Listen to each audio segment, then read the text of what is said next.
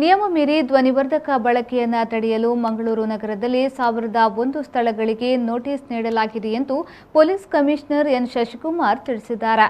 ನಗರದಲ್ಲಿ 357 ದೇವಸ್ಥಾನ, 168 ಮಸೀದಿ, 95 ಚರ್ಚ್, 106 ಶಿಕ್ಷಣ ಸಂಸ್ಥೆಗಳು, 60 ಕೈಗಾರಿಕಾ ಸ್ಥಳಗಳು, 98 ಮನೋರಂಜನಾ ಸ್ಥಳ ಸೇರಿದಂತೆ 1001 ಸ್ಥಳಗಳಲ್ಲಿ ಧ್ವನಿವರ್ಧಕ ಬಳಕೆಯಾಗುತ್ತಿರುವುದನ್ನು ಈಗಾಗಲೇ ಗುರುತಿಸಲಾಗಿದ್ದು, ನಿನ್ನೆಯಿಂದ ನೋಟಿಸ್ ನೀಡುವ ಕ್ರಮ ಆರಂಭಿಸಲಾಗಿದೆ.